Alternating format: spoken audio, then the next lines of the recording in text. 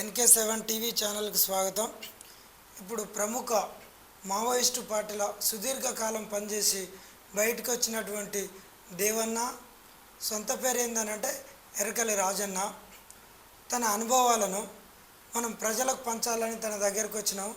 అడగంగానే మన మాట తీసేయకుండా మనకు ఓకే అని చెప్పిండు. అన్నయ్య నమస్తే. అన్నయ్య, మీ కుటుంబ నేపథ్యం పార్టీలకు ఎందుకు పోవాల్సిన అవసరం ఏర్పడ్డది? ఇవాళ ఈ ఛానల్ వాళ్ళకు విజ్ఞప్తి చేస్తూ ఉన్నాను.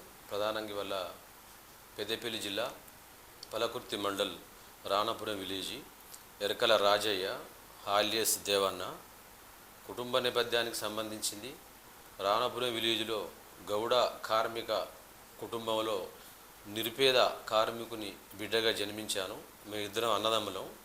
అట్లా మా కుటుంబం కూడా వ్యవసాయ కూలి పని చేసుకుంటూ జీవించేటువంటి పరిస్థితి రాణపురం విలేజ్లో. అట్లా అనేక మంది దళితులు, పేదలు, పేద వర్గాలు కూడా కూలి చేసుకొని జీవించేటువంటి పరిస్థితి ఉంది. దాదాపు 75, 80, 90 ప్రాంతాలలో గ్రామంలో ఒక 6 భూస్వాముల ఆధీనంలో మా విలేజ్ మొత్తం భూములన్నీ కూడా వాళ్ళ ఆధ్వర్యంలో ఉన్నాయి. ప్రజలందరూ కూడా వాళ్లకు ఎట్టి చేయడం తప్ప సొంత ఆస్తి, సొంత భూములు లేనటువంటి రాణపురం ప్రజలు. అందులో మేము కూడా భాగమే కాబట్టి ఈ దొరల ఒక ఎట్టి, ఈ దొరల ఒక పెత్తనం, దొరల ఒక దౌర్జన్యం మేము సూచనీయం కాబట్టి ప్రధానంగా ఈ ప్రాంతంలో people's war party organisation Devendra Reddy నాయకత్వంలో వరకు అనేకమైన ఉద్యమాలు జరిగి ఈ ప్రాంతంలో ఒక అనేకమైన ఉద్యమాలకు నిలయమైనటువంటి రాణపురం విలేజీ, అందులో మేము గ్రామంలో జన్మించడం కూడా ఒక రకంగా గౌరవపడుతూ ఉన్నాం. ప్రధానంగా వల్ల గ్రామంలో జరుగుతున్నటువంటి దోపిడీ, అట్లా మండలంలో జరుగుతున్న దోపిడీ, దేశంలో జరుగుతున్న దోపిడీని పార్టీ వ్యతిరేకించింది కాబట్టి ఆ పార్టీ చేస్తున్నటువంటి కార్యక్రమాలు, ఉద్యమాలను మేము అర్థం చేసుకొని పీపుల్స్ వార్ పార్టీలో 1992లో నేను పూర్తి కాలం కార్యకర్తగా పీపుల్స్ వార్ పార్టీలో జాయిన్ కావడం జరిగింది. దళ మెంబర్గా, షాక్ మెంబర్గా, LGS కమాండర్గా, అట్లా DCM జిల్లా కమిటీ మెంబర్ కూడా పీపుల్స్ వార్ పార్టీ నేను అంచెలంచెలుగా ఎలాంటి జీత భత్యం లేకుండా ప్రజల కోసం, ఆదివాసుల కోసం, దళితుల కోసం స్వచ్ఛందంగా పనిచేసి అనేకమైన పార్టీ నాయకత్వం లోపల కూలి పోరాటాలు, తునికాకి పోరాటాలు, పాలెర్ల పోరాటాలు, అట్లా భూములకు సంబంధించిన భూ పంపిణీ, పోడు భూములు కూడా పార్టీ నాయకత్వంలో మా శక్తి మేరకు మేము ప్రజలకు న్యాయం చేయడం కూడా జరిగింది. అనారోగ్య సమస్యల మూలంగా 2022లో నేను ప్రభుత్వం ముందు సరెండర్ కావడం జరిగింది. ఈ భారతదేశంలో ఉన్నటువంటి కేంద్ర గవర్నమెంటు 2026 మార్చి నాటి వరకు మావోయిస్టు పార్టీని పూర్తిగా తుడిచిపెట్టేస్తాం అని చెప్పేసి ఆపరేషన్ కగార్ను మొదలుపెట్టింది. ఇది సాధ్యమే అంటారా మీరు? ప్రపంచ చరిత్రలో విప్లవ ఉద్యమాలను ఒక డేటు బౌండ్ పెట్టి నిర్మూలించిన చరిత్రల ప్రపంచ చరిత్రలో కూడా ఏ నియంత కూడా సాధ్యం కాలేదు. విప్లవ ఉద్యమాలు, శత్రువు ఒక దాడులు, సైన్యం యొక్క దాడులు జరుగుతున్నప్పుడు నష్టం పెద్ద ఎత్తున జరిగినప్పుడు కూడా పూర్తి స్థాయిలో సాయుధ తిరుగుబాటు పార్టీలను చరిత్రలో ఏ పాలకుడు కూడా నిర్మూలించలేదు. కేంద్ర ప్రభుత్వం కూడా ఆ మాటలు వట్టి మాటలు అనేది నేను కొట్టిపడేస్తా ఉన్నాను. మావోయిస్టు పార్టీలో సాధారణ సభ్యుల నుంచి మొదలు పెడితే కమాండర్ కానీ, జిల్లా కమిటీ మెంబర్ కానీ, రాష్ట్ర కమిటీ మెంబర్ కానీ, కేంద్ర కమిటీ మెంబర్లు అనేక మంది, అంటే సుమారు ఈ మధ్యకాలం లోపట్ల ఒక 500 మంది చనిపోయినలు. మరి దానిపై మీ అభిప్రాయం ఏంటిది చెప్పండి ఒకసారి. కగారు యుద్ధం ప్రధానంగా దాని ఉద్దేశం మనం మాట్లాడుకోవాలనుకున్నప్పుడు ప్రపంచ సామ్రాజ్యవాదులు, అమెరికయ్యల ప్రధానంగా వెనుకబడ్డ దేశాలపై, అర్ధవలస అర్ధ భూస్వామ్య దేశాలపై దాడులు ప్రేరేపిస్తూ ఇక్కడ ఉన్నటువంటి విప్లవ సంస్థలను, ప్రజా ఉద్యమాలను, ప్రజాస్వామిక ఉద్యమాలను, ప్రతిపక్షాలను, లాస్ట్కు కాంగ్రెస్ పార్టీని కూడా పూర్తిగా నిర్మూలించి ఈ దేశంలో ఉన్నటువంటి సంపద, ఖనిజ వనరులు, నీరు కూడా కారుసౌకంగా దోసుకుపోయి సామ్రాజ్యవాదుల ఒక ఆర్థిక సంక్షోభాన్ని పరిష్కరించుకోవడం కోసం ఈ భారతదేశంలో ప్రధానంగా ఇక్కడున్న పెట్టుబడిదారులు, ప్రపంచ సామ్రాజ్యవాదులు ఈ కగారు యుద్ధాన్ని రచించారు. అందులో భాగంగానే మావోయిస్టు పార్టీపై, ఆదివాసీ ప్రాంతాలపై, మధ్య భారతంపై, రాజ్యాంగంపై పూర్తిగా ఈ భారతదేశంలో ఉన్నటువంటి అశేష ప్రజల సంపదపై ఎలా యుద్ధం బీజేపీ గవర్నమెంటు కొనసాగిస్తూ ఉంది. అది ఒక రకంగా దోపిడీ పాలక వర్గాల ప్రయోజనాల కోసమే ఈ యుద్ధం జరుగుతుంది. ఈ యుద్ధాన్ని ఒక మావోయిస్ట్ పార్టీ, ఒక ఆదివాసులు కాకుండా భారతదేశంలో 140 కోట్ల మంది ప్రజలు, దళితులు, బీసీలు, అన్ని వర్గాల ప్రజలు కూడా ఈ కగారు యుద్ధాన్ని వ్యతిరేకించి పోరాడి ఓడిస్తారని నేను విశ్వాసంగా ప్రకటిస్తూ ఉన్నాను. ఇప్పుడు ముఖ్యంగా ఆదివాసీ ప్రాంతాల లోపట్ల దండకార్యాల లోపట్ల మావోయిస్టు ఉద్యమాన్ని అణచివేయడానికి కేంద్ర గవర్నమెంటు ఆదివాసీలని కూడా మావోయిస్టుల పేరుతోటి చంపేస్తుందని చెప్పేసి విస్తృత ప్రచారం అవుతుంది. వాస్తవం ఎంత దాంట్లో? మీ భారతదేశంలో ప్రధానంగా ఎలా మధ్య భారతం రాష్ట్రాలలో భూగర్భంలో దాదాపు లక్షలాది కోట్ల మిలియన్ డాలర్ల మన భారతదేశంలో ఖనిజా ఉంది. ఆ ఖనిజ మీద ప్రపంచ సామ్రాజ్యవాదులు, అంబానీ, ఆదాని, కేంద్ర రాష్ట్ర ప్రభుత్వాలు, రాజకీయ నాయకులు, బీజేపీ ప్రభుత్వం కూడా కన్నేసి అతి త్వరలో ఆ ఖనిజనంతా కొల్లగొట్టి వాటలేసి పంచుకోవడం కోసం వాళ్ళు యుద్ధం కొనసాగిస్తూ ఉన్నారు. ప్రధానంగా ఇలా అడవి ప్రాంతాలలో ఆదివాసీ గూడాలను పూర్తి స్థాయిలో నిర్మూలించి 5-6 ప్రాంతాలు ఉన్నటువంటి షెడ్యూలు గ్రామాలను ఖాళీ చేసి ఈ దేశ సంపద దోసుకోవడం కోసం కూడా ఈ యుద్ధం జరుగుతుందని నేను భావిస్తా ఉన్నాను. ప్రధానంగా ఈ దేశంలో ఏ పార్టీ కూడా ఈ దేశం కోసం, ఈ సంపద కోసం ఆలోచిస్తలేదు. ఏ రాజకీయ పార్టీ కూడా ఆదివాసుల పక్షం నిలబడతలేదు. కాబట్టి ప్రధానంగా మావోయిస్ట్ పార్టీని పూర్తిగా నిర్మూలించి ఈ దేశంలో ఉన్న సంపద దోసుకుపోవడం కోసం కేంద్ర రాష్ట్ర ప్రభుత్వాలు పెద్ద ఎత్తున ఈ దాడికి పూనుకున్నాయి.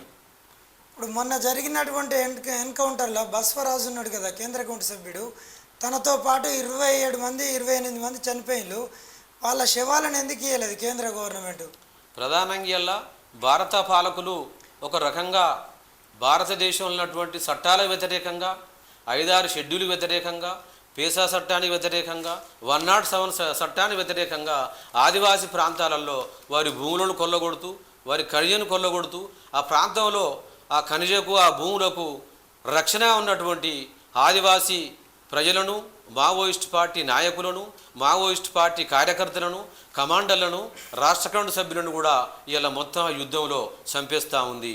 అందులో భాగంగానే భారతదేశ విప్లవ నేత కేంద్ర కమిటీ కార్యదర్శి బస్వరాజును కూడా ఒక రకంగా పట్టుకొని హత్య చేయడం జరిగింది. ప్రధానంగా వల్ల భారతదేశంలో నరేంద్ర మోడీ బలమైన ప్రభుత్వం అని చెప్పుకుంటుండు, సైన్యం ఉందని చెప్పుకుంటుండు, చాలా బలశాల అని చెప్పుకుంటుండు. బస్వరాజు ఒక డెడ్ బాడీని చూసి కేంద్ర రాష్ట్ర ప్రభుత్వాలు ఒక రకంగా భయపడ్డాయని కూడా మనం చెప్పాల్సిన అవసరం సమాజానికి. జమ్మూ కాశ్మీర్ ప్రాంతంలో పట్ల ఉగ్రవాదులు పర్యాటకుల్ని విచక్షణరహితంగా మొత్తం కాల్చి చంపేసిండ్రు. వాళ్ళతోటి శాంతి చర్చలు చేసింది మరి కేంద్ర గవర్నమెంటు. మావోయిస్టులతో ఎందుకు శాంతి చర్చలు చేయట్లేదు? ఒక ఉగ్రవాదులతో చేసినటువంటి కేంద్ర గవర్నమెంట్ శాంతి చర్చలు, ఇదే మావోయిస్టులు ఇక్కడ పుట్టి ఇక్కడ పెరిగి ఈ ప్రజల కోసం పనిచేసినటువంటి మావోయిస్టుల పార్టీలతోటి ఎందుకు శాంతి చర్చలు చేయట్లేదు? ప్రధానంగా వల్ల పాకిస్తాన్ తోటి వల్ల కేంద్ర ప్రభుత్వం ఒక రకంగా చర్చల కోసం సంధి కూరించుకుంది. ప్రధాన కారణం ఏంటంటే అమెరికాలో ఉన్నటువంటి అధ్యక్షుడు ట్రంప్ ఒక బెదిరింపు కాలు రాగానే నరేంద్ర మోడీ వణికిపోయి ఆ చర్చ తొలగాడు. ప్రధానంగా మావోయిస్ట్ పార్టీ చర్చకు సంబంధించిన విషయాన్ని ఇక్కడ ప్రజలు, ప్రజాస్వామికవాదులు, మావోయిస్ట్ పార్టీ, దేశంలో వామపక్షాలు కూడా పెద్ద ఎత్తున డిమాండ్ చేస్తూ ఉన్నాయి. వాస్తవంగా ఈ చర్చల్లో కోణం ఏంటిదనుకున్నప్పుడు భారతదేశంలో ఈ విప్లవ దెబ్బకి జరుగుతున్న ఒక దాడి సందర్భంలో అడవులున్నటువంటి ఆదివాసులు, కార్మికులు, రైతులు, పేదలు, మహిళలు, అంటే ఒక రకంగా 6 సంవత్సరాల పిల్లల నుంచి 60 సంవత్సరాల వృద్ధులు కూడా ఆ యుద్ధంలో అమాయక ప్రజలు ఆదివాసులు చనిపోతున్నారు. కాబట్టి మావోయిస్ట్ పార్టీ ఈ ప్రాణ నష్టం తగ్గియడం కోసం, ప్రజలకు ఒక రక్షణ కవచంగా ఉండడం కోసం మావోయిస్ట్ పార్టీ కేంద్ర ప్రభుత్వంపై ఒక చర్చల ప్రతిపాదన చేసింది. 1కి 2 సార్లు 4 సార్లు కేంద్ర ప్రభుత్వానికి, నరేంద్ర మోడీకి, అమిత్ షాకు, ఎన్డీఏ గవర్నమెంట్కు చేసినప్పుడు కూడా కేంద్ర ప్రభుత్వం చర్చల విషయంలో పూర్తిగా అది వెనకడుగు వేస్తూ ఉంది. ప్రధాన కారణం ఏంటంటే మావోయిస్ట్ పార్టీ చర్చలు, ఏం చర్చలు, అది ఎజెండా ఏముంటుందంటే ప్రధానంగా ఆదివాసీ ప్రాంతాలలో క్యాంపులు ఎత్తివేయాలి, రాజ్యాంగంలో రాసుకున్నటువంటి 5-6 షెడ్యూల్ ప్రాంతాలలో ఆదివాసులకు హక్కు కల్పించాలి, ప్రధానంగా ప్రాణ నష్టం ప్రజలను చేయకూడదనేటువంటి ఒక సమస్య వాళ్ళు ప్రధానంగా ఎజెండా పెడతారు. కాబట్టి ఈ భూమి నీరు ప్రజలకు దక్కాలని ఒక ప్రధానమైన సమస్య మావోయిస్ట్ పార్టీ ఎజెండాకు తీసుకొస్తుంది. కాబట్టి బీజేపీ గవర్నమెంట్ భయపడి ఈ చర్చలకు పూర్తిగా వెనుకపోతుందనేది నేను ప్రధానంగా భావిస్తూ ఉన్నాను. అంటే ఇప్పుడు గవర్నమెంట్ ఆలోచన ఏంటంటే మావోయిస్టులు శాంతి చర్చలతోటి కాలయాపన చేసి తిరిగి పుంజుకుంటారు అనేటువంటి వాళ్ళకి ఏమన్నా భయం ఉన్నదా? అంటే వాస్తవానికి ఇంతకుముందు రాజశేఖర్ ఉన్నప్పుడు ఉమ్మడి ఆంధ్రప్రదేశ్ చర్చ జరిగినప్పుడు మావోయిస్ట్ పార్టీ పెద్దగా చర్చల మూలంగా అది బలపడింది ఏమీ లేదు, ఒక రకంగా అది నష్టపోయింది. ఆ పార్టీ ఆ రివ్యూలో కూడా రాసుకుంది. ఒక రకంగా వల్ల ప్రాణ నష్టాన్ని తగ్గించడం కోసం మావోయిస్ట్ పార్టీ అది ప్రజల పక్షాన శాంతి ఒక నినాదాలు తీసుకొచ్చింది. కాబట్టి అంటే ఒక రకంగా భారతదేశం లోపల శాంతి చర్చలు అని మావోయిస్ట్ పార్టీ మాట్లాడడం అనేది ఇది ఫస్ట్ సారి. ఒక రకంగా ఇంతకుముందు జరిగినటువంటి చరిత్రలో మేధావులు, ప్రభుత్వాలు, చంద్రబాబు నాయుడు, రాజశేఖర రెడ్డి తీసుకొచ్చినటువంటి ఒక సందర్భం అది. అంటే మావోయిస్ట్ పార్టీ అని చర్చల ప్రతిభాన్ని ఎందుకు తీసుకొచ్చిందంటే ప్రజలు వందలలో చనిపోతుండు కాబట్టి ప్రజల ఒక మానపానాలు రక్షించడం కోసం మావోయిస్ట్ పార్టీకి ఒక ప్రజాస్వామిక దృక్పథం ఉంది. కాబట్టి మావోయిస్ట్ పార్టీ చర్చల ప్రతిభాన్ని తీసుకొచ్చింది. చర్చల మూలంగా పార్టీ బలపడుతున్నది కూడా ఒక రకంగా అది ఊహాజనితంగా కొట్టిపడిస్తుంది. అంటే కేంద్ర రాష్ట్ర ప్రభుత్వాలు విద్యా వైద్యం ఉన్నది కదా, ఉచితాన్ని ఇవ్వకుండా ఈ మావోయిస్టు నిర్మూలన ఎందుకు చేస్తుంది? దానిపై మీ అభిప్రాయం ఏంటిది? ఒక రకంగా భారతదేశంలో బీజేపీ గవర్నమెంటు అనేకమైన వాగ్దానాలతో అధికారంలోకి వచ్చిన నరేంద్ర మోడీ మూడోసారి నిరుద్యోగ సమస్య, ఆర్థిక సమస్య, దేశంలో అనేకమైన పరిశ్రమలు నిర్మించి కోట్లాది మంది నిరుద్యోగులకు ఉద్యోగం కల్పిస్తాను నరేంద్ర మోడీ అనేకమైన వాగ్దానాలు ఇచ్చిండు. ఇతర దేశాల్లో నల్ల డబ్బును కూడా తీసుకొచ్చి పేదవాడికి 15 లక్షలు ఇస్తాను కూడా నరేంద్ర మోడీ లక్షలాది మీటింగులలో మాట్లాడిన నరేంద్ర మోడీ వల్ల అవన్నీ సమస్యలు ఎజెండా ప్రజలకిచ్చిన హామీలు పూర్తిగా తుంగలో దొక్కి అమలు చేయకుండా పూర్తిగా ఒక అహింసా మార్గాన్ని ఎంచుకొని యుద్ధాన్ని నమ్ముకొని నరేంద్ర మోడీ అలా ముందుకు పోతుండు. కాబట్టి ప్రజలు, ప్రజాస్వామిక వాదులందరూ కూడా ఈ యుద్ధాన్ని వ్యతిరేకించాల్సిన అవసరం ఉంది. ఇలా నిరుద్యోగుల సమస్య భారతదేశంలో చాలా తీవ్రంగా ఉంది. దాదాపు ఇలా 140 కోట్ల ప్రజానికంలో మనం ఒక రకంగా ఇలా 30, 40, 50 కోట్ల మంది యువతరం ఉందనేది ఇలా లెక్కలు చెప్తా ఉంది. ఈ యువతరానికి ఉపాధి కల్పించకుండా, ఈ యువతరానికి చదువు చెప్పకుండా, ఈ యువతరాన్ని ఎలాంటి హామీ ఇవ్వకుండా నరేంద్ర మోడీ పూర్తిగా ఫెయిల్ అయ్యి ఈ యుద్ధాన్ని ఎంచుకున్నాడు. ప్రధానంగా ఇవాళ నిత్యావసరం సంబంధించినటువంటి వస్త్రం సంబంధించింది 11 సంవత్సరాల కాలంలో 50 రూపాయల నూనె ప్యాకెట్ ఇలా 200 రూపాయలు అమ్ముతా ఉన్నారు. 50 రూపాయల ఎల్లిపాయలు ఇలా 250, 300, 400 అమ్మే పరిస్థితి కనిపిస్తూ ఉంది. 50 రూపాయల పెట్రోల్ ధర ఇలా కాంగ్రెస్ ప్రభుత్వంలో బీజేపీ అలా 100 పైసలకు పలుకుతుంది. అంటే మొత్తం పూర్తిగా నిత్యావసర సరుకులు ఇలా ఆకాశాన్ని అంటి మానవుడు కొనుక్కొని ఇలా తినలేని పరిస్థితి ఏర్పడ్డది. కాబట్టి ఇవన్నీ కూడా ప్రభుత్వం ముంగట, ప్రజల ముంగట ఫెయిల్ అయింది. కాబట్టి అది యుద్ధాన్ని ఒక రకంగా ప్రజల దృష్టి మళ్లించడం కోసమే నరేంద్ర మోడీ, అమిత్ షా గవర్నమెంట్ ఇలా యుద్ధాన్ని నమ్ముకొని ముందుకు పోతుందనేది నేను తెలియజేస్తా ఉన్నాను. ఇప్పుడు సామాన్య జనానికి విద్యా వైద్యానికే వాళ్ళకు వచ్చేటువంటి ఆదాయం లోపట్ల 100కు 70% ఖర్చు పెడతాను అని చెప్పేసి సామాన్యుడు ఆర్థికంగా ఎదగకుండా ఉండడానికి ప్రధాన కారణం విద్యా వైద్యం అందుబాటులో లేదు. మరి గవర్నమెంట్ విద్యా వైద్యం కనుక అందుబాటులోకి వస్తే ఒక సామాన్యుడు ఉన్నత స్థాయికి పోతాడని చెప్పేసి ప్రజలు చర్చించుకుంటారు. దానిపై మీ అభిప్రాయం చెప్పండి. వాస్తవంగా విద్యా వైద్యం అనేది వల్ల ప్రజలు మాట్లాడిన విషయం కాదు. భారతదేశంలో స్వతంత్రం వచ్చినప్పుడు, సాధించుకున్నప్పుడు దాంట్లో రాజ్యాంగంలో రాయబడ్డది అలా అది ప్రాథమిక అంశాలుగా అయ్యాల మనకు ఫస్ట్ అంశాలనే కనిపిస్తాయి. విద్యా వైద్యం కూడు గుడ్డు అనేది భారతదేశంలో ప్రతి పౌరునికి అది మౌలిక విషయం ఉంది. కాబట్టి ఈ భారత పాలకులు ఆ రాజ్యాంగంలో రాసినటువంటి ఆ విషయాలను అవి ఖచ్చితంగా అమలు చేయాలని కూడా నేను ఒక ప్రజాస్వామికవాదిగా ఈ కేంద్ర రాష్ట్ర ప్రభుత్వం డిమాండ్ చేస్తూ ఉన్నాను. ప్రధానంగా భారతదేశంలో మొత్తం విద్యా వైద్యం రంగాన్ని కూడా ప్రైవేటు పరం చేస్తూ ప్రజల నోట్లో మట్టి కొడుతున్నటువంటి ఈ భారత పాలకులు నిజాలు తెలుసుకొని ప్రజలకు విద్యా వైద్యాన్ని అంటే ప్రైవేటు కార్పొరేట్ ఒక ఉన్నంత విద్యా వైద్యాన్ని ప్రజలకు అందించవలసిన అవసరం ఉంది. ఒక రకంగా మీరు అన్నట్టు వల్ల ఒక సామాన్య పౌరుడు, ఒక ధనిక రైతు, ఒక ఎంప్లాయీ గుడి వల్ల తన కుటుంబాన్ని ఒక బీటెక్ చదివించాలన్నా, ఒక పీజీ చేయించాలన్నా, ఒక డాక్టర్ చేయించాలన్నా కూడా తనకు ఉన్నటువంటి పుత్తెలు అమ్ముకొని కూడా చదివించినా కూడా చదువు పూర్తయ్యే పరిస్థితి లేదు. 20 లక్షలు 30 లక్షలు పెట్టి సామాన్యుడు చదివించలేడు. కాబట్టి కేంద్ర రాష్ట్ర ప్రభుత్వాలు ఈ విద్య విషయం లోపల కూడా ఒక రకంగా ప్రజలను మోసం చేస్తూ ఉన్నాయి. కాబట్టి విద్యా వైద్యం ఈ ప్రైవేటు పరం కాకుండా ప్రధానంగా యువతరం ప్రజలందరూ కూడా ముందుకొచ్చి ఈ ప్రభుత్వాల వ్యతిరేకంగా ఉద్యమాలు చేయాల్సిన అవసరం ఉంది. అప్పుడే పరిస్థితి మారుతుందని నేను భావిస్తూ ఉన్నాను. దండకారణ్యం లోపట్ల మొత్తం కేంద్ర గవర్నమెంటు విస్తృతంగా భద్రతా బలగాలు కావచ్చు, డిఆర్జీ బలగాలు కావచ్చు, తర్వాత రాష్ట్ర బలగాలను కూడా అక్కడ ప్రధానంగా కేంద్రీకరించి డ్రోన్లు, శాటిలైట్లతోటి మావోయిస్టులను అంటే ఒక పోలీస్ క్యాంపు లోపట్ల 300 నుంచి 6,000 మంది అక్కడ భద్రతా బలగాలను ఉంచిల్లని చెప్పేసి పేపర్లు కానీ విస్తృతంగా ప్రజలలో ప్రచారం జరుగుతుంది. ఇది ఎంతవరకు వాస్తవం? అంటే వాస్తవానికి వల్ల బీజేపీ ప్రభుత్వం మూడోసారి అధికారంలో రావడంతో ఆదివాసీ ప్రాంతాలపై, మధ్య భారతంపై, మావోయిస్టు పార్టీపై యుద్ధం అది తీవ్రంగా ఇలా జరుగుతూ ఉంది.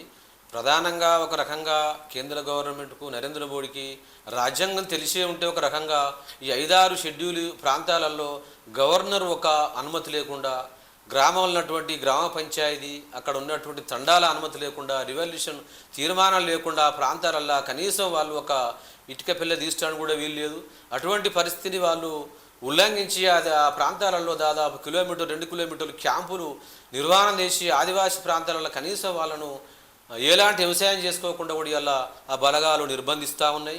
కాబట్టి నేను ఒక ప్రజాస్వామికవాదిగా ఆ ప్రాంతాలలో, ఆదివాసీ ప్రాంతాలలో మీరు పోలీసు క్యాంపులు కాకుండా ఆ ప్రాంతాలలో పెద్ద ఎత్తున హాస్పిటల్ కట్టండి, ఆ ప్రాంతాలలో పెద్ద ఎత్తున మీరు స్కూలు నిర్మాణం చేయండి, ఆ ప్రాంతాలలో పెద్ద ఎత్తున మీరు చెరువులు నిర్మాణం చేయండి, ఆ ప్రాంతాలలో యువతరానికి మీరు అవకాశాలు కల్పించడానికి కూడా నేను కేంద్ర రాష్ట్ర ప్రభుత్వానికి ప్రధానంగా డిమాండ్ చేస్తూ ఉన్నాను.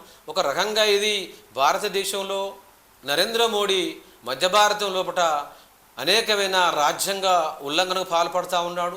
ఆ ప్రాంతంలో అసలు పోలీస్ క్యాంపులు ఎందుకు పెట్టవలసి వస్తుంది?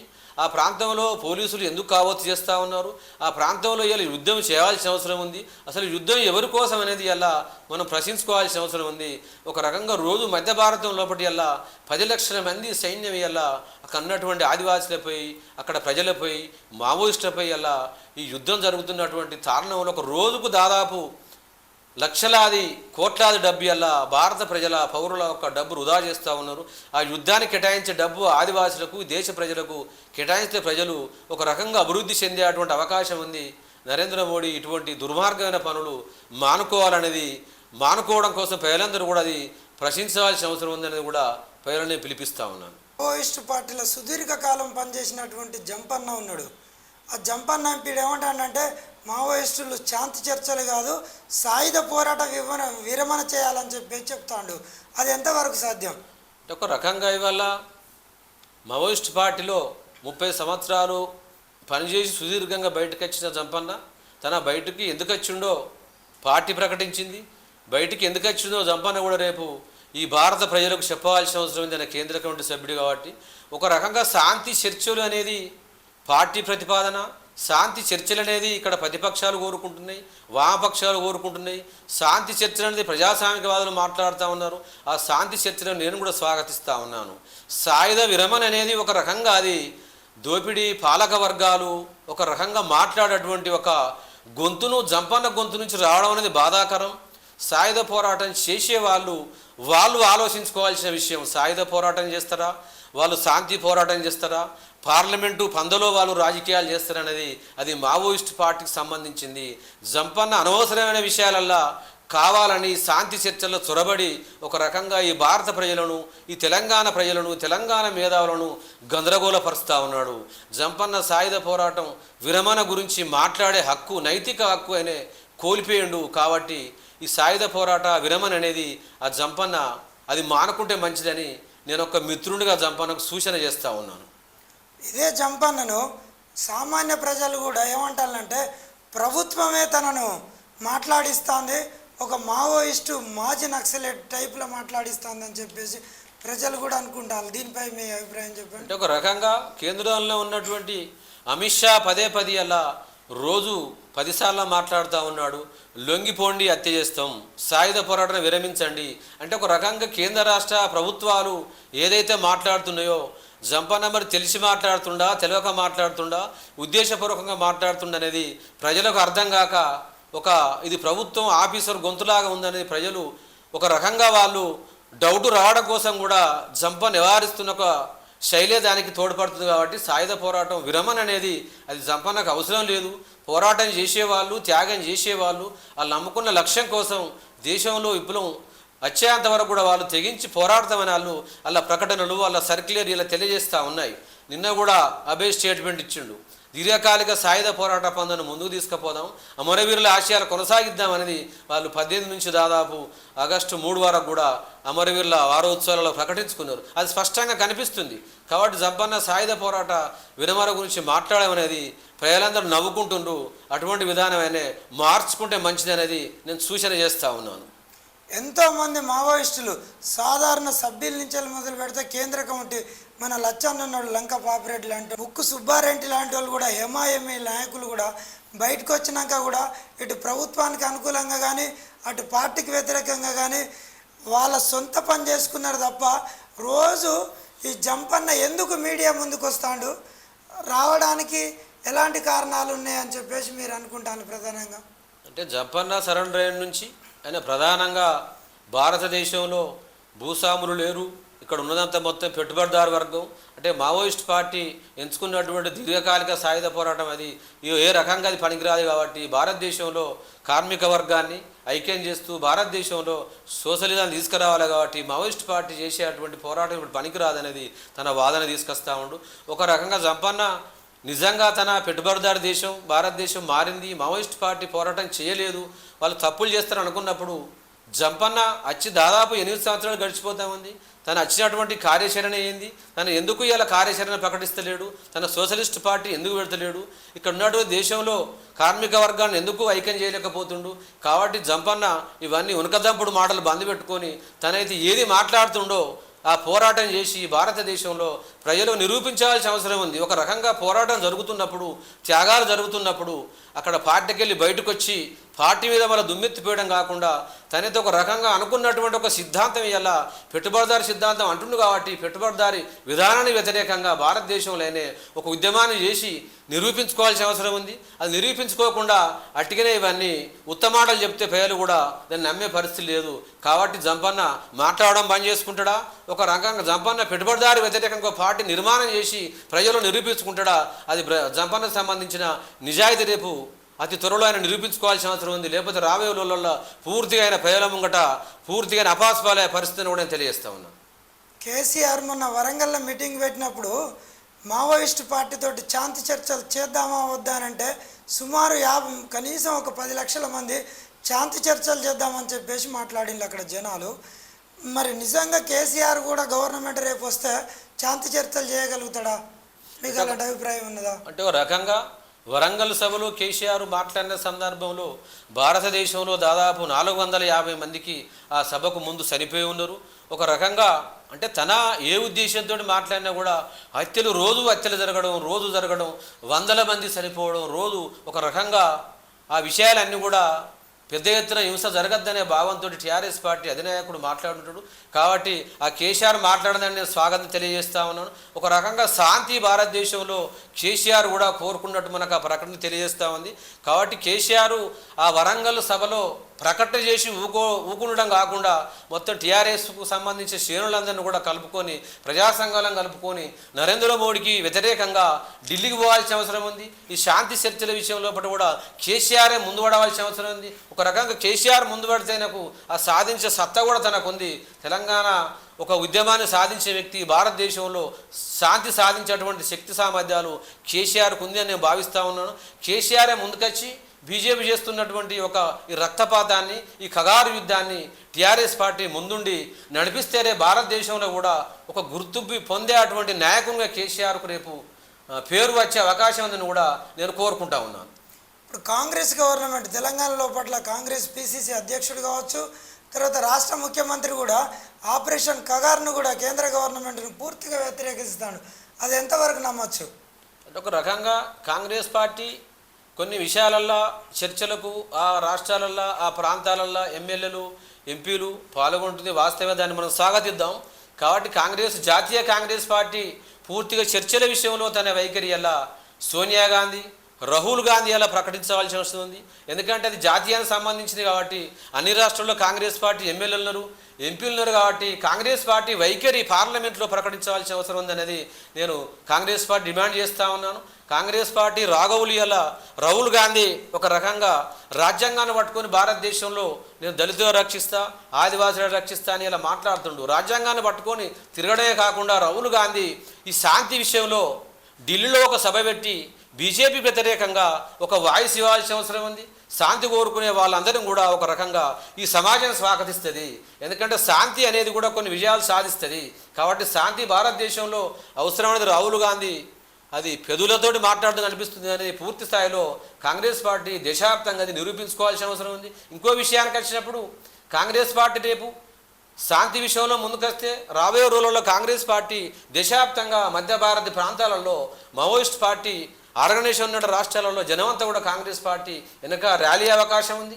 మేధావులు కూడా కాంగ్రెస్కు అనుకూలంగా మారే అవకాశం ఉంది. కాబట్టి కాంగ్రెస్ పార్టీ మళ్ళీ రేపు రాబోయే రోజుల్లో అధికారంలోకి వస్తే పూర్తిగా ఆ ప్రాంతాలలో జరుగుతున్నటువంటి కగారు యుద్ధం కావచ్చు, అంతకుముందు జరిగిన గిరినాటు యుద్ధం కావచ్చు, 5-6 షెడ్యూల్ విషయంలో కావచ్చు, రాజ్యాంగంలో రాసుకున్న మౌలికమైన విషయాలు కావచ్చు, 107 చట్టం కావచ్చు, వీటి పట్ల రాహుల్ గాంధీ కట్టుబాటు ఉండడానికి కూడా ప్రజలకు ఒక రకంగా అపనమ్మకం ఉంది. కాబట్టి కాంగ్రెస్ పార్టీ రేపు అధికారంలోకి వస్తే మావోయిస్ట్ పార్టీ పట్ల వైఖరి కాకుండా రాజ్యాంగంలో ఉన్నటువంటి 5-6 షెడ్యూల్ ప్రాంతాలలో ఈ పోలీస్ క్యాంపుల విషయం లోపల, ఆదివాసి సంబంధించిన అడవి హక్కుల విషయం లోపల, ఖనిజ విషయం లోపల కాంగ్రెస్ పార్టీ దేశ ప్రజలకు జవాబు చెప్తే తప్ప జనం నమ్మే పరిస్థితి లేదు. దండకారణ్యం లోపల ప్రధానంగా సతీష్గఢ్ ప్రాంతం లోపల అక్కడ ఉన్నటువంటి గిరిజన గ్రామాలల్లో ఈ డిఆర్జీ కావచ్చు, భద్రతా బలగాలు అక్కడ ఉన్నటువంటి మహిళల మీద అత్యాచారాలు చేసి తర్వాత వాళ్ళ గూడాలను కాల్చి కూల్చి వాళ్ళ దగ్గర ఉన్నటువంటి గొర్రెలను, మేకలను, చిన్న చిన్న బంగారం లాంటి వస్తువులను కూడా ఎత్తుకపోతామని చెప్పేసి ప్రధానంగా ఆరోపణ ఉన్నది. అది ఎంతవరకు నిజం? అంటే వాస్తవంగా మనం అక్కడ వీడియోలు కానీ పేపర్లు కానీ పార్టీ ప్రకటనలు చూస్తే ఒక రకంగా అక్కడ ఉన్నటువంటి ఎలాంటి చదువు సంధ్యలు కానీ ఆదివాసీ లంపెన్ సెక్షన్లు బీజేపీ గవర్నమెంట్ అక్కడ పోగు చేసి వాళ్ళకి ఎలాంటి రిక్రూట్మెంట్ లేకుండా డిఆర్జీ అనేది ఆదివాసుల నుంచి ఒక సెక్షన్ను డెవలప్ చేసి అక్కడ ఉన్నటువంటి ఆదివాసుల మీదే ఒక రకంగా అది అంతర్యుద్ధంగా బీజేపీ గవర్నమెంట్ అది ఒక రకంగా స్టార్ట్ చేసింది. వాస్తవంగా రిక్రూట్ లేకుండా, వాళ్ళ జీతాలు లేకుండా, వాళ్ళకి ఎలాంటి ఎక్స్కేసీ లేకుండా వాళ్ళని రిక్రూట్ చేసి అక్కడ ఉన్నటువంటి ఆదివాసులపై, అక్కడ ఉన్నటువంటి గ్రామాలపై, అక్కడ ఉన్నటువంటి ప్రజలపై, మావోయిస్ట్పై ఇలా ఒక రకంగా అది అంతర్యుద్ధంగా బీజేపీ గవర్నమెంట్ తీసుకొచ్చింది. వాస్తవంగా అక్కడ సైన్యం ఒకటి ఆలోచించవలసిన అవసరం ఉంది, డిఆర్జీ ఒకటి ఆలోచించవలసిన అవసరం ఉంది, సిఎస్ఎఫ్ గ్రౌండ్స్ ఒకటి ఆలోచించవలసిన అవసరం ఉంది. వాస్తవంగా మీరు అందరూ కూడా రైతు కూలీల బిడ్డలే ఉండి ఆ ఆదివాసులపై అత్యాచారాలు చేయడం అనేది చాలా ఏమనే చర్య. ఇది ఒక రకంగా ఈ భారత సైన్యం ఒక రకంగా మానవత్వ దృక్పథం రోజు రోజు కోల్పోతూ ఉంది. మనుషులపై ఒక మృగాల్లాగా రేపు చేయడం, వాళ్ళ ఇల్లు కూలగొట్టడం, వాళ్ళ కోళ్ళు కోసుకోవడం, వాళ్ళ యాడలు ఎత్తుకపోవడం, వస్తువులు ధ్వంసం చేయడం అనేది ఈ భారత సైన్యం ఒక రకంగా ఏంటంటే రోజు రోజుకు వాళ్ళకు ఉన్నటువంటి దేశభక్తి కోల్పోయి విశిక్ష రాహితంగా ఒక రకంగా ఆదివాసి గూడాలపై దాడులు చేస్తారు. కాబట్టి సైన్యం ఆలోచించవలసిన అవసరం ఉంది. ఇది సైన్యానికి ఆదివాసులకు, ఈ సైన్యానికి మావోయిస్టులకు సంబంధించిన యుద్ధం కాదు. ఒక రకంగా ఇది అక్కడ ఉన్నటువంటి కేంద్రంలో ప్రభుత్వానికి, భారత ప్రజలకు, సామ్రాజ్యవాదులకు, భారత ప్రజలకు జరుగుతున్న యుద్ధం. ఓ సైనికులారా, మీరు కూడా భారత పౌరులే. భారత పౌరులపై దాడులు చేయకండి, భారత మహిళలపై, భారత మాతలపై మీరు రేపులు చేయకండి. ఒక రకంగా ఈ రేపులు చేసే విషయం మీ కుటుంబంలో మీ భార్యలకు, మీ మీ మీ తల్లులకు, మీ చెల్లెళ్ళకు వెళ్తే వాళ్ళు కూడా మిమ్మల్ని అసహించుకునే పరిస్థితి. కాబట్టి ఇలాంటి దుర్మార్గమైన పనులకు భారత సైన్యం పూనుకోవద్దనేది నేను సైన్యానికి విజ్ఞప్తి చేస్తూ ఉన్నాను. అంటే ఇప్పుడు భారతదేశం మొత్తం చూస్తే జై జవాన్ జై కిసాన్ అంటారు కదా, మరి దాన్ని ఎంతవరకు అమలు చేస్తాను ఈ సైనికులు? అంటే ఇప్పుడు మావోయిస్టు ప్రాంతాలల్లో ఇంత విచ్చలవిడిగా వీళ్ళు చేస్తానని చెప్పేసి ఉన్నది, అది ఎంతవరకు? ఒక రకంగా వల్ల జై జవాన్ జై కిసాన్ అనేది అలా వాళ్ళ ఒక నినాదంగా ముందుకు పోతుండ్రు. అంటే ఇతర దేశం నుంచి భారతదేశానికి దురక్రమణ జరిగినప్పుడు సైన్యం గట్టిగానే కొట్లాడుతుంది. ఇలా పాకిస్తాన్ విషయంలో కావచ్చు, బంగ్లాదేశ్ విషయంలో కావచ్చు, ఇలా చైనా విషయంలో కావచ్చు, భారత సైన్యం గట్టిగానే ప్రతిఘటిస్తుంది. దాని విషయంలో మన సైన్యం పటిష్టంగా ఉందని కూడా నేను ఒక రకంగా అభిప్రాయపడతా ఉన్నాను. అదే సైన్యం భారత ప్రజలపై, భారత పౌరులపై యుద్ధం చేయడం అనేది కూడా ఒక రకంగా అది ఆలోచించుకోవాల్సిన విషయం. ఒక రకంగా ఇవాళ సైన్యం విధులు ఏందనుకున్నప్పుడు ఇలా జవాన్ ఏం చేయాలనేది కూడా ఒక రకంగా జవాన్లకు తెలియలేని పరిస్థితి వచ్చింది. వాళ్ళకి ఏంటంటే ఒక మూర్ఖత్వమైన రాజకీయాలు, కేంద్ర గవర్నమెంట్, బీజేపీ, ఆర్ఎస్ఎస్ నూరిపోసి ఒక రకంగా పైసలిచ్చే సైన్యం ఏ అఘాతకైనా పాల్పడే పరిస్థితి ఇలా భారత సైన్యం ఇలా అట్లా ఆలోచించడం, ఈ సైన్యానికి ఒక రకంగా ఇది చెడ్డ పేరు వచ్చే అవకాశం ఉంది. కాబట్టి ఇలా వాస్తవంగా జై జవాన్ జై కిసాన్ ఇలా వీళ్ళు మాట్లాడుతామని. ఇలా ఈ కిసాన్ అంటే ఎవరు? భారతదేశంలో ఆదివాసులు మొత్తం రైతులే, నక్సలైట్ పార్టీ కూడా మొత్తం రైతు బిడ్డలే, ఇలా జంతర్ సర్కార్ మొత్తం రైతు బిడ్డలే. ఈ జై జవాన్ జై కిసాన్ జై హింద్ అనే నినాదంతో ముందుకు పోతూ మొత్తం భారతదేశంలో ఉన్నటువంటి ఒక రకంగా ఇలా మన దేశంలో ఉన్నటువంటి హిందూ సాంప్రదాయ ప్రకారం కూడా ఎక్కువ మంది ఆదివాసులు హిందువులే ఉన్నారు. ఇలా ఎక్కువ మంది మావోయిస్ట్ పార్టీలో పోయినటువంటి కుటుంబాలు కూడా హిందువులే ఉన్నారు. ఇలా జంతర్ సర్కార్ కుటుంబాలు కూడా హిందువులే ఉన్నాయి. కాబట్టి ఒక రకంగా హిందూ సిద్ధాంతంలో బీజేపీ ఒక రకంగా హిందూ కుటుంబాలకు సంబంధించిన నాయకులను చంపుతా ఉంది. ఇంకో రకంగా ఇలా తను పెట్టుకున్నటువంటి ఒక ఏ సిద్ధాంతం కూడా బీజేపీ పాటించకుండా మొత్తం తన సిద్ధాంతం తుంగలో దొక్కుతూ భారతదేశంలో ఒక ఇద్దరు వ్యక్తుల కోసమే ఈ హత్యాకాండ కొనసాగిస్తుంది అనేది నేను తెలియజేస్తా ఉన్నాను. భారతదేశ వ్యాప్తంగా ప్రతి పల్లెలు కావచ్చు, పట్టణాలు కావచ్చు, ఢిల్లీలో కావచ్చు, అంటే ప్రతి ప్రైవేట్ స్కూల్ పెట్టిన వాళ్ళేమో డెవలప్మెంట్ అవుతాను, చదువుకున్న వాళ్ళేమో కిందికి పోతాను. అదే గవర్నమెంట్ స్కూళ్ళు కూడా పైనుంచి వెళ్ళి కిందికి వస్తుంది, శిథిల వ్యవస్థకు వస్తున్నాయి. మరి సామాన్యుడు బతికే పొజిషన్ లేదు కదా. వీటి మీద మీ అభిప్రాయం చెప్పండి.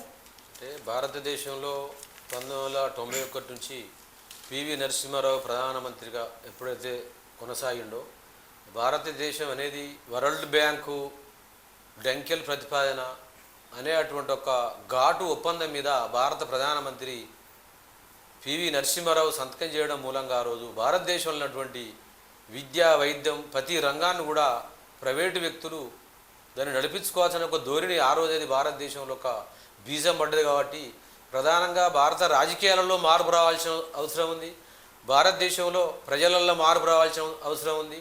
ప్రధానంగా వల్ల ప్రతి ఎమ్మెల్యే, ప్రతి ఎంపీ, ప్రతి ముఖ్యమంత్రి, ప్రతి ప్రధానమంత్రి లెవెల్లో కుటుంబాలకు కూడా వాళ్ళ రక్త బంధువులకి ఎలా అనేకమైన ఇన్స్టిట్యూట్స్ ఉన్నాయి. ఎడ్యుకేషన్ కావచ్చు, వైద్య సంస్థలు కావచ్చు.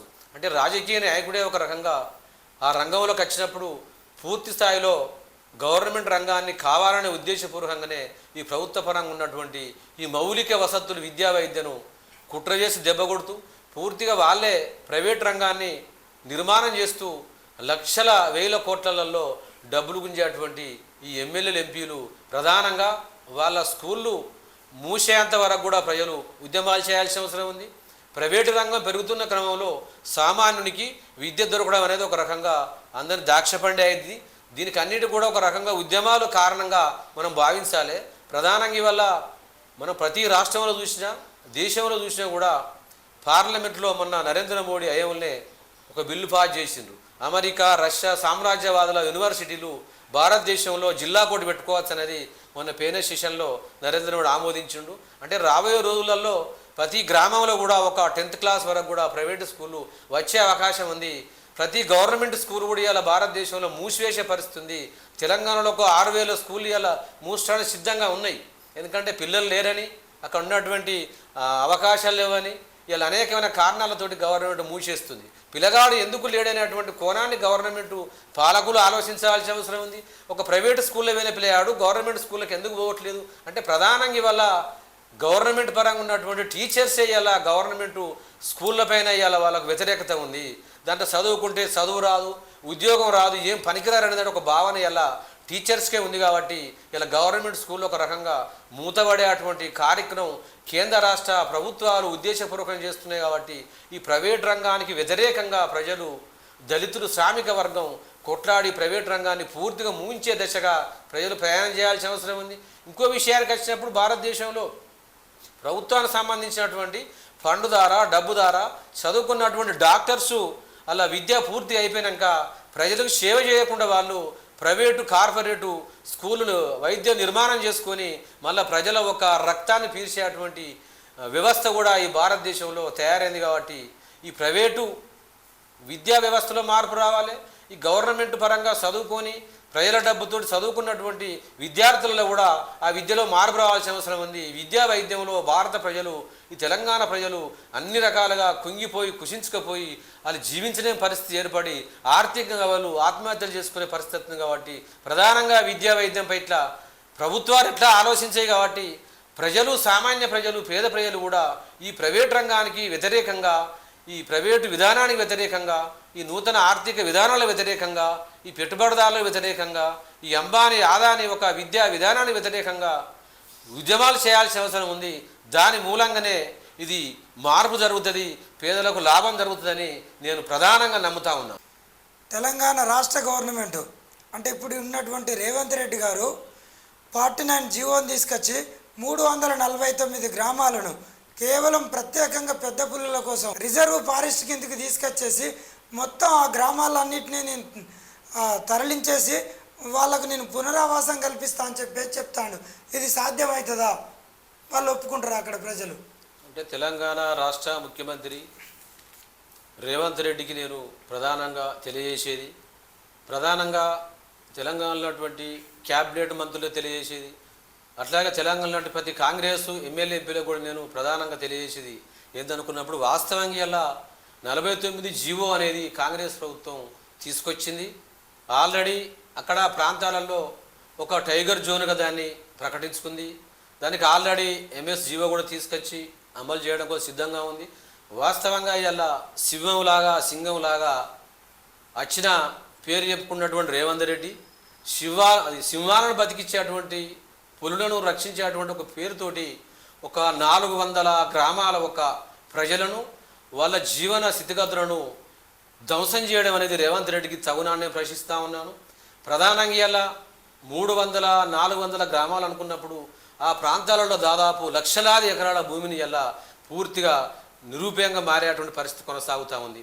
రేవంత్ రెడ్డి తెలిసి అలా కేంద్ర ప్రభుత్వం నరేంద్ర మోడీ యొక్క ఒత్తిడితోటి ఈ జీవో తీసుకొచ్చి ఇది పులుల సంరక్షణ కోసం కాదు, ఇలా వాస్తవంగా ఒక 8 పులులు ఇలా ప్రపంచంలో కూడా తహాతహాలాడుతూ ఉన్నాయి. ప్రపంచ సామ్రాజ్యవాదులు ఉన్నటువంటి 6 ఇలా సామ్రాజ్యవాద పులులు, అట్లాగే అంబానీ ఆదాని కూడా వీళ్ళు కూడా పులులే. 8 పులుల కోసం నరేంద్ర మోడీ ఇలా కన్నటువంటి రేవంత్ రెడ్డి కూడా పులుల రక్షణ కాదు, ఇది మానవ మృగాల రక్షణ కోసం ఆ ప్రజలను, వ్యవసాయాన్ని, వాళ్ళ సాంప్రదాయాన్ని, వాళ్ళ ఉన్నటువంటి ఒక అన్ని ధ్వంసం చేస్తూ ప్రజలను ఇలా ప్రాంతం నుంచి తొలగించేటువంటి పరిస్థితి కొనసాగుతూ ఉంది. మొన్ననే అక్కడ మీద సభ పెట్టినాం, ఇవాళ బంద్ కొనసాగింది. ఆదిలాబాద్ జిల్లాలో మొత్తం ఆదివాసీ ప్రజలు, అక్కడ ఉన్నటువంటి ఆదివాసీ ఏతర ప్రజలు కూడా బంద్ని ఇలా విజయవంతం చేసిండ్రు. వాస్తవంగా కాంగ్రెస్ ప్రభుత్వం ఆ జీవోని వెంటనే వెనుకలో తీసుకోవాల్సిన అవసరం ఉంది. ప్రధానంగా ఆదివాసీ పేరుతోటి, ఆదివాసీ ఓట్లతోటి గెలిచిన వాస్తవంగా మంత్రులు, ఎమ్మెల్యేలకు మీకు సోయి ఉంటే ఒక రకంగా ఈ జీవోకు వ్యతిరేకంగా మీరు రాజీనామా చేయాల్సిన అవసరం ఉంది.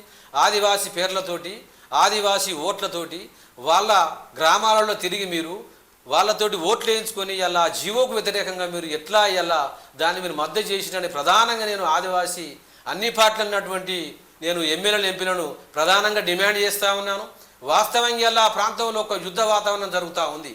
అక్కడ ప్రజలు, అక్కడ ఉన్నటువంటి ఆదివాసీలు, అక్కడ ఉన్నటువంటి బీసీలు, అక్కడ అన్ని రకాల ప్రజలు కూడా ఆ ప్రాంతం నుంచి వెలివేయబడి వాళ్ళని పూర్తిగా అనాథాలు చేసే అవకాశం ఉంది. కాబట్టి దాని మూలంగా మనకు వచ్చేటువంటి నష్టం భారీ ఎత్తున ఉంది. పులులు అనేది అలా ఎక్కడైనా జీవిస్తాయి. ఆ ప్రాంతంలో మనం మాట్లాడినప్పుడు ఆడ ఉన్నటువంటి 5-6 పులుల కోసం నీకు కోట్లాది ఎకరాల భూమి అవసరం ఉంది. వాస్తవంగా నీకు పులులు ముఖ్యం అనుకున్నప్పుడు ఇలా అనేకమైన భారతదేశంలో నీకు ఇలా అనేకమైన ప్రాంతాలలో పెట్టి మనం షిఫ్ట్ చేయాల్సిన అవసరం ఉంది. అంటే పులుల కోసం మనసును షిఫ్ట్ చేసి ఆ ప్రాంతంలో ఉన్నటువంటి మొత్తం వనరులు సామ్రాజ్యవాదులకు, కన్నటువంటి కార్పొరేట్ వ్యక్తులకు, రాజకీయ నాయకులకు అందరూ కుమ్మెక్కై మొత్తం వనరులు దోసుకోవడం కోసం ఇది కుట్రలో, కేంద్ర గవర్నమెంట్ కుట్రలో భాగంగా రేవంత్ రెడ్డి ఆడుతున్న నాటకం అనేది నేను తెలియజేస్తా ఉన్నాను. కాంగ్రెస్ ప్రభుత్వం తక్షణమే ఈ జీవోను రద్దు చేసుకోకపోతే కాంగ్రెస్ పార్టీ రాబోయే రోజులలో దానికి పుట్టగతులు ఉండే ప్రజలందరూ కూడా దానికి వ్యతిరేకంగా సిద్ధంగా ఉన్నారు. ప్రజలు, ప్రజాస్వామికవాదులు, వామపక్షులందరూ కూడా అక్కడ ఉద్యమాలు చేసిన సిద్ధంగా ఉన్నారు. రేవంత్ రెడ్డి కాంగ్రెస్ ప్రభుత్వం ఆ జీవోను స్వచ్ఛందంగా 24 గంటలు రద్దు చేయకపోతే ప్రజలందరూ కూడా ఉద్యమానికి సిద్ధంగా ఉన్నారు. కాంగ్రెస్ పార్టీ తీవ్ర ప్రజా వ్యతిరేక ఎదుర్కొనేటువంటి అవకాశం ఉందని నేను కాంగ్రెస్ పార్టీని హెచ్చరిస్తా ఉన్నాను. భారతదేశం లోపట్ల ఓ సామాన్య పౌరుల నుంచి ఉన్నతమైనటువంటి వాళ్లకు ఓ సమాన హక్కును కల్పించడం కోసం సాయుధ తిరుగుబాటు చేస్తున్న అతిపెద్ద మావోయిస్టు పార్టీ నిర్మూలించడం సాధ్యమవుతుందా ప్రభుత్వానికి? అంటే ఇవల్ల భారతదేశంలో 1921లో కమ్యూనిస్ట్ పార్టీ నిర్మాణమైంది. అది అనేక రూపాలుగా, అనేక సంస్థలుగా, అనేక వ్యక్తులుగా, అనేక సంఘాలుగా అది విడిపోయింది. ప్రధానంగా 69లో సార్ మజుందార్ నాయకత్వం లోపల అదొక సాయుధ పోరాట రూపాన్ని తీసుకొని అది భారతదేశ వ్యాప్తంగా ఇలా అంచెలంచెలుగా ముందుకు పోయింది. అంటే నక్సల్బరిలో ఆరంభించిన సాయుధ పోరాటం, నక్సల్బరి శ్రీకాకుళంలో దెబ్బతిని జగిత్యాల జైత్రయాత్ర, ఆ క్రమంగా తెలంగాణ ప్రాంతాలలో అనేకమైన గ్రామాలలో అనేకమైన విజయాలు, ఉత్తర తెలంగాణ గెరిల్లా జోన్లు, దక్షిణ తెలంగాణ గెరిల్లా జోన్లు, అట్లా దండకరణ్యం, అనేక ప్రాంతాలలో కూడా నల్లమల్ల, అనేక ప్రాంతాలలో సాయుధ దళాలు, సాయుధ పోరాటాలు, సాయుధ కమిటీలు, అనేకమైన విజయాలు ఇలా మావోయిస్ట్ పార్టీ పేరు ముందు ఉంచింది. ఒక రకంగా మావోయిస్ట్ పార్టీ సాధించిన విజయాలు చూసుకుంటే మనం ఒక రకంగా అనేకమైన బుక్కులు రాయొచ్చు. కూలి పోరాటాలు, పాలెళ్ళ పోరాటాలు, పెత్తందారుల పోరాటాలు, అణిచివేత వ్యతిరేకంగా అది ప్రజల్లో ఇలా ఆనుకొని ఉంది. అది ఇలా వ్యక్తులు కాదు, ఒక శక్తిగా ఇవాళ అది ప్రజల్లో అది నిర్మాణం జరిగి ఒక రకంగా ఇవాళ అది అనేకమైన పద్ధతులలో ముందుకు పోతా ఉంది. ప్రధానంగా కేంద్రంలో బీజేపీ గవర్నమెంటు తన ఒక లక్ష్యం నెరవేరాలంటే భారతదేశంలో తన లక్ష్యం ఏంటిది? భారతదేశంలో సంపద విదేశాలకు అమ్ముకోవడం కోసం కమిషన్లకు, అంటే బీజేపీ గవర్నమెంట్ బ్రిటన్కు సామ్రాజ్యవాదులకు దేశ సంపద అమ్ముకోవడం కోసం ఇక్కడ అది ఒక టార్గెట్ పెట్టుకుంది. మావోయిస్ట్ పార్టీ నిర్మూలన ఏకైక లక్ష్యం. అది 2026 మార్చికి మొత్తం ఆల్అవుట్ చేస్తామని అలా బీజేపీ గవర్నమెంట్ పోలీస్ ఆఫీసర్లు మాట్లాడుతూ ఉన్నారు. వాస్తవంగా అది చరిత్రకు విరుద్ధం. ఒక రకంగా చరిత్రలో అది ఎప్పుడు కూడా జరగలేదు. ఎక్కడో ఉద్యమాలు స్టార్ట్ అయినాయి, ఎక్కడో అణచివేయబడ్డాయి, మళ్ళీ ఉద్యమాలు ముందుకు వచ్చినాయి. ఇలా భారతదేశంలో మనం ఒక రకంగా 50 సంవత్సరాల దీర్ఘకాలిక సాయుధ పోరాట పందలో కొనసాగుతున్నటువంటి మావోయిస్ట్ పార్టీని అనేకమైన ప్రభుత్వాలు, ఎంగల్లో ప్రభుత్వం కావచ్చు, రాజశేఖర రెడ్డి ప్రభుత్వం కావచ్చు, జనార్దన్ ప్రభుత్వం కావచ్చు, ఎన్టీ రామారావు ప్రభుత్వం కావచ్చు, అనేకమైన ప్రభుత్వాలు మావోయిస్టుపై తెలంగాణలో అనేకమైన విప్లవ సంస్థలపై దాడులు చేసి ఒక రకంగా 15-16 వేల మందిని భారత పాలకులు ఇవారకే చంపి ఉన్నారు. ఇప్పుడు 500 మందిని చంపిన మొత్తం ఉద్యమాన్ని నిర్మూలిస్తా అంటే ఇలా ఒక రకంగా అది ఈ మొత్తం 50 ఏళ్ళ సంవత్సరం కాలం లోపల అది భారతదేశంలో ప్రతి కార్మికుని ఒక భావజాలంలోకి వెళ్ళిపోయింది, రైతు భావజాలంలోకి వెళ్ళిపోయింది. ఒక దళితుడు, ఒక ఆదివాసి, ఒక మేధావి, ఒక విద్యార్థి ఒక భావజాలంలోకి వెళ్ళిపోయింది అది. కాబట్టి ఉద్యమాన్ని నిర్మూలించడం అనేది ప్రాణ నష్టం చేయగలుగుతూనే కావచ్చు, కానీ ఆ ఉద్యమ మూలాలు, ఆ ఉద్యమాలను పూర్తిగా నష్టం చేయడం అనేది కేంద్ర ప్రభుత్వానికి అది సాధ్యం కాదు అనేది అనేకమైన మేధావర్గాలు మాట్లాడుతూ ఉన్నాయి. ఇలా అనేకమైనటువంటి ప్రభుత్వాలు మాట్లాడుతూ ఉన్నాయి. రేవంత్ రెడ్డి మాట్లాడుతూ ఉన్నాడు, రాహుల్ గాంధీ మాట్లాడుతూ ఉన్నాడు. అంటే ఒక రకంగా పాలక వర్గానే మాట్లాడుతున్నాయి. నేను చెప్పడం, మావోయిస్ట్ పార్టీ చెప్పడం కాదు. ఇలా రేవంత్ రెడ్డి మాట్లాడుతూ ఉండు. ఇలా మూలాలు మనం పరిష్కరించకుండా, సమస్య పరిష్కరించకుండా మావోయిస్ట్ పార్టీ లేవనెత్తిన విషయాలు ఇలా భూమి సమస్య ఉంది, రాజకీయ సమస్య ఉంది, ఆర్థిక సమస్య ఉంది. అంటే ఆర్థిక మూలాలు మనం పరిష్కరించకుండా దాన్ని నిర్మూలించడం సాధ్యం కాదనేది పేర్నెలన రేవంత్ రెడ్డి యొక్క ప్రకటన చేసినట్టే ప్రజాస్వామ్యాన్ని నమ్ముకొని ఎందుకైనా ముఖ్యమంత్రి మాట్లాడిండు. కాబట్టి బీజేపీ గవర్నమెంట్ చాలా తహాతహాలాడుతూ ఉంది. ప్రపంచ సామ్రాజ్యవాదులకు, అంబానీ ఆదానికి వాళ్ళు ఒక సంవత్సరం లోపల కటాపేరీ పెట్టుకొని ఆ ప్రాంతాల వారీగా వాళ్ళు ఎలా ఆ మొత్తం ఆ ప్రాంతాన్ని ఎలా ఒక్కొక్క దేశానికి, ఒక్కొక్క సామ్రాజ్యవాదికి, అంబానీ ఆదానికి అగ్రిమెంట్ చేసి ఉంది. ఎలా నల్లగుట్ట ఒకలకు, ఇలా అబూజ్బడ్ ఒకలకు, ఇలా బీజాపూర్ ప్రాంతం ఒకలకు, ఇలా సుక్మా ఒకలకు, మొత్తం మధ్య భారతం ఉన్నటువంటి ఖనిజ ప్రాంతాలు సర్వైనమ్మలతో పాటుగా మొత్తం సామ్రాజ్యవాదులకు, గుత్తా పెట్టుబడిదారులకు అందరికీ మొత్తం దాన్ని దారదత్తం చేసి అగ్రిమెంట్ తీసుకొని బీజేపీ గవర్నమెంటు కమిషన్లు తీసుకొని ఇలా మావోయిస్ట్ పార్టీ మార్చి నాటికి కూడా నిర్మూలించకపోతే సామ్రాజ్యవాదులతో నరేంద్ర మోడీ రేపు తీవ్రమైనటువంటి ఇబ్బంది ఎదుర్కొనే అవకాశం ఉంది. కాబట్టి నరేంద్ర మోడీ సామ్రాజ్యవాదుల అంబానీ ఆదాని మెప్పుల కోసం ఈ ప్రకటనలు చేస్తూ ఉన్నాడు.